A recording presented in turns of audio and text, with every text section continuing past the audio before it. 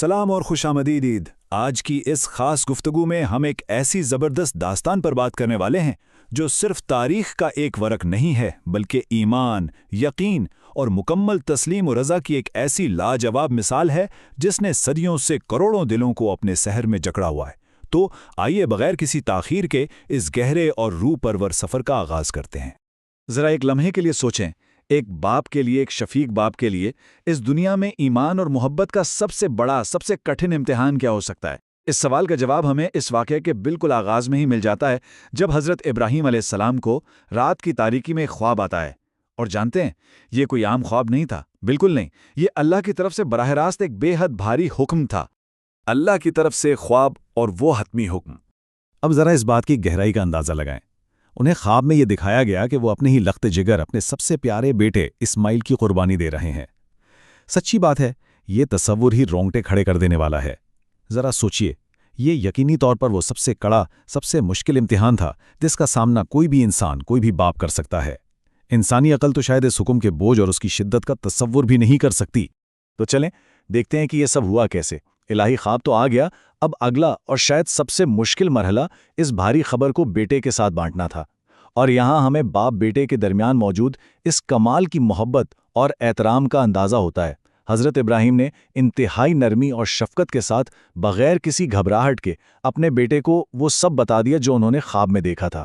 اور یہاں بیٹے کا جو جواب سامنے آیا نا، وہ واقعی حیران کن تھا۔ حضرت اسماعیل نے بغیر ایک لمحہ سوچے، کوئی ہچکچاہٹ دکھائے بغیر کہا، اے میرے والد، جو آپ کو حکم دیا گیا ہے وہ کر گزریں۔ اگر اللہ نے چاہا تو آپ مجھے صبر کرنے والوں میں سے پائیں گے۔ مطلب کوئی خوف نہیں، کوئی سوال نہیں، کوئی انکار نہیں، بس ایک کامل اطاعت اور بے مثال جذبہ۔ یہ واقعی کمال ہے۔ یہاں ایک لفظ پر غور کرنا بہت ضروری ہے، صبر۔ ہم عام طور پر صبر کا مطلب بس خاموشی سے کچھ برداشت کر لینا سمجھتے ہیں، ٹھیک ہے نا؟ لیکن یہاں صبر کا مطلب کچھ اور ہی ہے۔ یہاں صبر وہ عظیم خوبی ہے جس کا مظاہرہ حضرت اسماعیل نے ایک اتنی بڑی آزمائش کے سامنے خوش دلی اور پوری رضامندی کے ساتھ کیا۔ اس ایک چھوٹے سے لفظ کے پیچھے یقین جانے ایک بہت بڑی جذباتی طاقت اور ہمت چھپی ہوئی ہے۔ مکمل تسلیم و رضا اور قربانی کی طرف وہ تاریخی سفر۔ جب وہ دونوں مل کر قربانی کی اس جگہ کی طرف قدم بڑھا رہے تھے تو کیا آپ اندازہ لگا سکتے ہیں کہ ان کے دلوں کی کیا کیفیت ہوگی؟ حیرت انگیز طور پر ان کے دلوں میں کوئی ڈر، کوئی خوف یا کوئی شکوہ نہیں تھا، بلکہ ان کے دل تین خاص چیزوں سے لبریز تھے: اللہ پر مکمل توکل، کامل یقین اور اس کی مرضی کے سامنے مکمل تسلیم و رضا۔ یہی وہ روحانی کیفیت ہے جس نے اس سفر کو ہمیشہ کے لیے امر کر دیا۔ اگر ہم اس مکمل تسلیم و رضا کے اصل مفہوم کو سمجھنے کی کوشش کریں تو یہ کوئی عام سی بات نہیں ہے۔ یہ ایک ایسی کیفیت ہے جہاں انسان اپنا سب کچھ، اپنی پوری مرضی اللہ کے حکم کے سامنے جھکا دیتا ہے۔ اور سب سے خوبصورت بات یہ ہے کہ یہ کیفیت صرف باپ پر ہی طاری نہیں تھی، بلکہ باپ اور بیٹے دونوں نے ایک ساتھ مل کر اس روحانی مقام کو پا لیا تھا۔ تو آئیے دیکھتے ہیں کہ یہ سلسلہ کیسے اپنے عروج تک پہنچتا ہے۔ حکم یعنی وہ خواب آ چکا تھا، تیاری اور سفر کا مرحلہ بھی طے ہو گیا، اور پھر آتا ہے وہ نقطۂ عروج، وہ کلائمیکس، جب دونوں نے خود کو مکمل طور پر اللہ کے حوالے کر دیا اور حضرت ابراہیم نے اس عظیم حکم کی تکمیل کے لیے باقاعدہ عملی قدم اٹھا لیا۔ یہاں ہمیں واقعی ایک لمحے کے لیے رک کر ایک گہرا سانس لے کر اس کیفیت کی شدت کو محسوس کرنا چاہیے۔ ذرا سوچئے، یہ دنیا کی تاریخ میں ایمان اور اطاعت کی ایک ایسی بے مثال گھڑی تھی جس کی کوئی دوسری نظیر نہیں ملتی۔ دنیاوی نظر سے دیکھیں تو یہ ایک دل دہلا دینے والا منظر تھا، لیکن روحانی نظر سے یہ محبت اور عقیدت کی وہ معراج تھی جہاں تک پہنچنا ہر کسی کے بس کی بات نہیں۔ اس داستان کا انجام اور میراث یعنی الہی مداخلت۔ آپ ذرا اس موازنے کو دیکھیں۔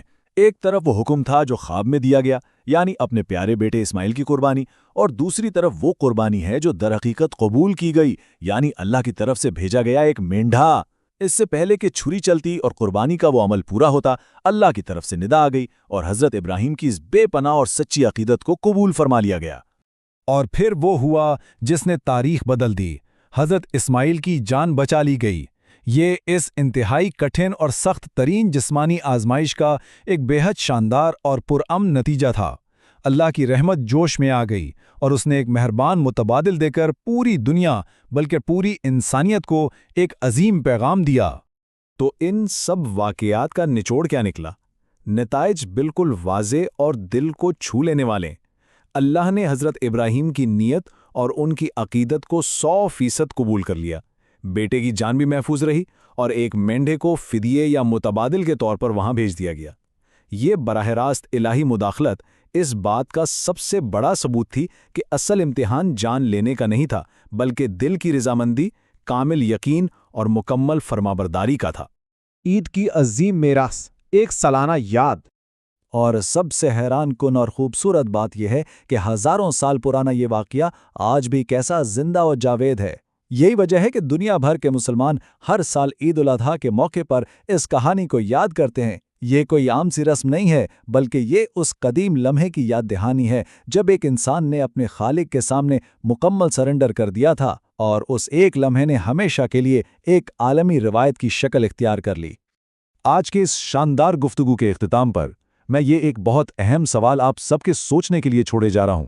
ذرا غور کیجیے گا کہ کس طرح انتہائی توکل اور مکمل تسلیم و رضا کی یہ حیرت انگیز کہانی آج بھی ہمارے ایمان کو شکل دیتی ہے۔ یقین اور صبر کے یہ اصول آج کی اس تیز رفتار زندگی میں ہمارے کس کام آ سکتے ہیں؟ یہ داستان صرف تاریخ کے اوراق میں دفن نہیں ہے، بلکہ یہ ایک ایسا ابدی سبق ہے جو آج بھی ہماری رہنمائی کر سکتا ہے۔ اس خاص نشست کا حصہ بننے کے لیے آپ سب کا بہت بہت شکریہ۔